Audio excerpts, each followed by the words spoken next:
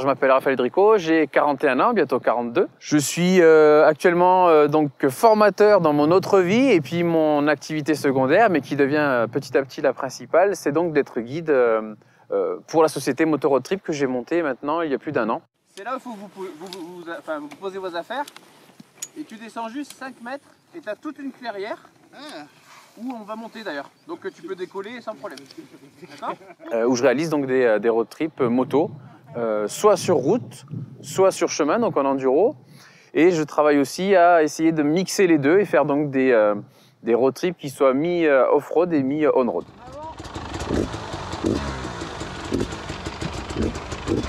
J'ai eu beaucoup d'interdictions étant jeune, donc de faire de la moto. Donc je me suis dit, tiens, maintenant que je suis adulte, je vais me lancer là-dedans. Et puis j'ai commencé tout doucement à pratiquer de la moto, on va dire loisir. J'ai acheté une première moto pour tester, voir ce que ça donnait. Je suis venu habiter en Auvergne assez tard, j'avais 22 ans je crois quand je suis arrivé en Auvergne. Et je me suis dit, ben là je suis dans le paradis de l'enduro, donc autant y aller. Et puis petit à petit, ben voilà, j'ai fait quelques sessions, j'ai changé beaucoup de fois de moto, j'ai pris des gamelles aussi forcément, parce que c'est le métier qui rentre. Et puis là je me suis dit, tiens, pourquoi pas faire partager cette belle région avec d'autres personnes et du coup les inviter à venir nous rejoindre sur l'Auvergne et parmi tous les magnifiques chemins que l'on a dans cette région.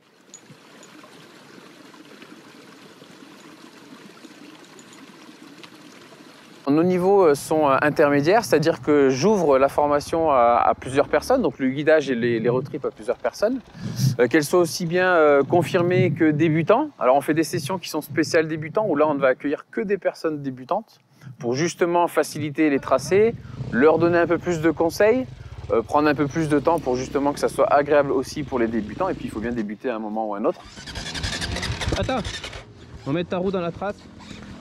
Faut que tu restes, ça va t'aider. Tu pousses un peu avec tes pieds. Ensuite, on fait des sessions plutôt intermédiaires où là, on va choisir des personnes qui ont un niveau assez, comme son nom l'indique, intermédiaire et qui ont déjà pratiqué la moto en enduro depuis plusieurs années. Et ensuite, on fera des sessions qui seront plutôt basées sur du haut niveau. Mais là, on les fait plus rarement parce que c'est difficile d'avoir des groupes homogènes dans le haut niveau. Donc on reste en général sur des sessions intermédiaires.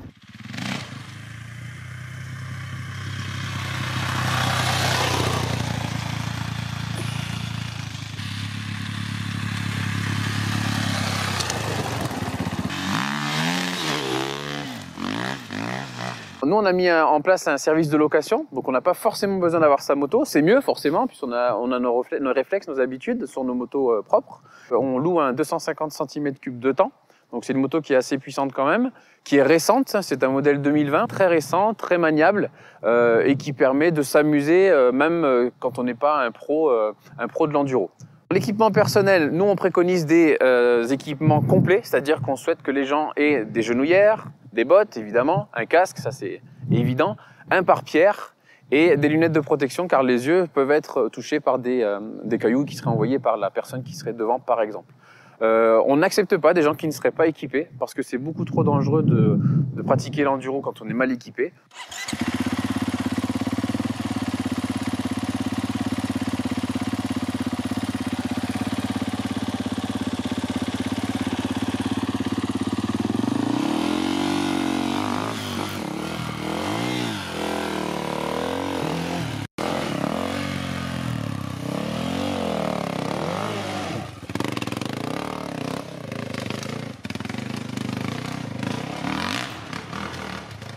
Alors un conseil à un débutant pour quelqu'un qui n'a jamais fait d'enduro, je dirais qu'il faut qu'il ait de l'écoute, tout simplement. S'il écoute bien les conseils qu'on va lui donner et qu'on va lui prescrire pendant sa sortie, il va s'amuser. Tourne dans l'autre sens, c'est pas grave, tu vas voir, on va t'aider. Voilà, là, stop, freine. Voilà, vas-y, monte. Ça, tu t'aides des pieds là. Ah ouais, tu vois.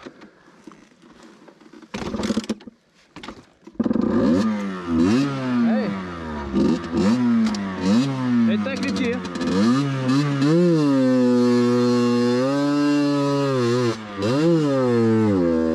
Si c'est quelqu'un qui n'a jamais fait d'enduro et jamais de moto, là je lui conseille plutôt d'aller voir quelqu'un qui pratique des stages sur terrain fermé pour justement avoir les bonnes premières habitudes sur un enduro.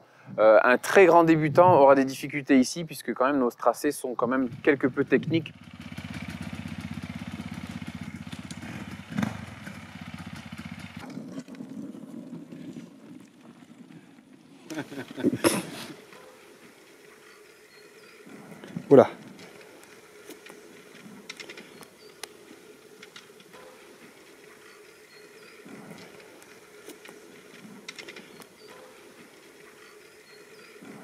on a la chance ici dans la région hein, donc, que vous voyez derrière moi, où l'on pratique nos sorties, d'avoir des gens qui sont assez conciliants. On a des chasseurs, on discute avec eux, on a des agriculteurs, on discute aussi avec eux, de façon à être...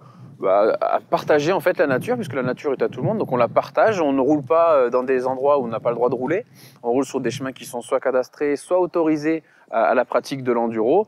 En fait, je pense que le plus important, c'est la communication.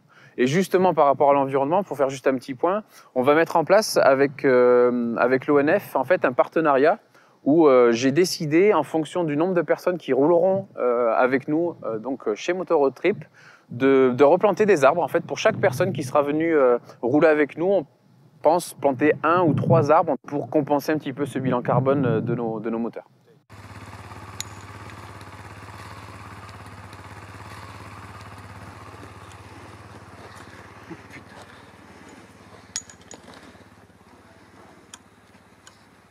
Et puis n'hésitez pas, donc le site, je le rappelle, c'est quand même www.motoroadtrip.fr. Donc vous avez tous les renseignements pour les sessions aussi bien enduro, les sessions routières ou les sessions mixtes avec de l'off-road et du on-road. Alors ça c'est l'équipe au grand complet. Christophe, Raph, tout le monde le connaît. Ouais, heureusement. Fredo. C'est moi. Et puis moi, je reste dans le mystère.